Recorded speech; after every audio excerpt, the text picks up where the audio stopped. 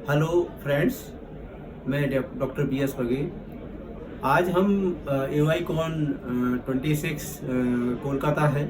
यहाँ पे ENT surgeons all over India के हैं और कुछ नेशनल इंटरनेशनल फैकल्टीज के साथ। तो यहाँ पे जो ENT की जो प्रॉब्लम्स हैं, एडवांसमेंट क्या हुआ है, कितनी प्रॉब्लम्स जो है, एक जो है उनका प्रॉब्लम्स आ रही है निकल के, हमारे यंग जो बच्चे हैं ओल्डर एज में क्या प्रॉब्लम्स ज़्यादा बढ़ रही हैं और उसमें उनको डील करने के लिए कितना एडवांसमेंट हुआ है, मशीन आ रही है, इन चीज़ पे डिस्कस चल रहा है। तो सबसे पहले तो ईयर प्रॉब्लम्स का ही एक है कि इसमें ईयर की जो इन्फेक्शन है कितना ज़्यादा एक प्रेवलेंस हो रही है इंडिया में।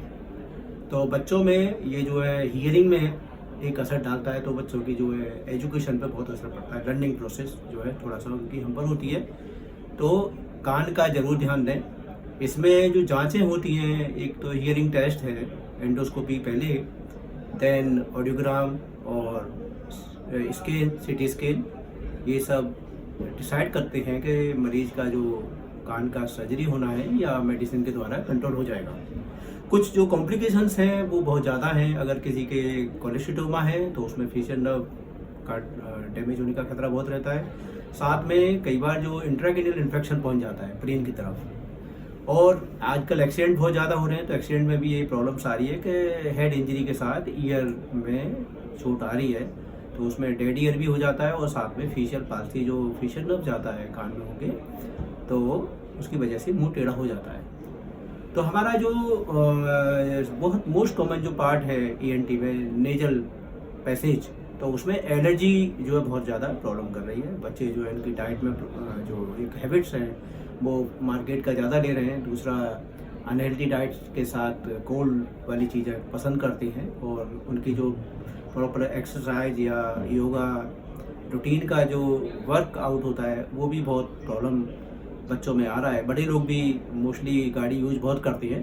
तो ये एलर्जी का एक नेजल प्रॉब्लम रहता है, उसमें साइनसाइटिस हो जाती है और उसके बाद मतलब नेजल रूट में जो है ना, sneezing, running nose, nasal blockage और फाइनली कई बार नेजल पॉलिप डेवलप हो जाते हैं। तो इसमें नाक का सर्जरी सीधे करना पड़ता है। अगर इनिशियल स्टेज है तो उसमें मेडिसिन और आपका जो है स्प्रे, इससे हम नेजल ड्रॉप से इसको कंट्रोल करते हैं।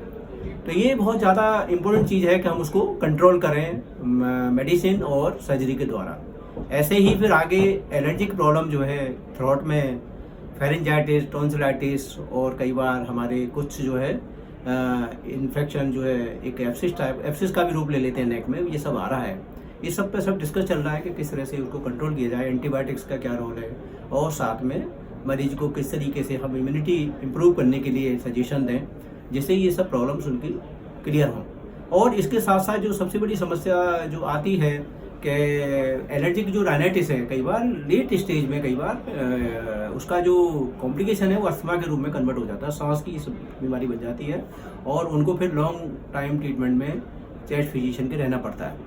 तो जो है लोगों को मैं यही कहना चाहूँगा कि अपना ईयर, नोज एंड थ्रोट का बहुत ध्यान दें, मेडिसिन प्रॉपर लें और जो डॉक्टर इंस्ट्रक्शन देते हैं ENT सर्जन, हम लोग उन चीज़ों पे बहुत फोकस करें, जिससे आपकी जो क्वालिटी ऑफ लाइफ है वो इम्प्रूव होगी और साथ में आपके जो जो नियर एंड डियर लोग हैं, आपके फ्रेंड्स हैं, वो भी आपके साथ थोड़ा सा एक खुश रहेंगे। अदरवाइज सभी लोगों पे एक बर्डन आ जाता है कि भाई मेडिसिन लेनी है, और या फिर उसमें मेडिसिन के साथ साथ सर्जरी की नौबत आती है, या कई बार कुछ इस तरह की प्रॉब्लम भी आ जाती है लास्ट में कि जैसे किसी के हियरिंग में डेड ईयर हो गया तो उसमें मेडिसिन का कोई रोल नहीं होता, फिर लास्ट में फिर हियरिंग एड लगानी पड़ती हैं।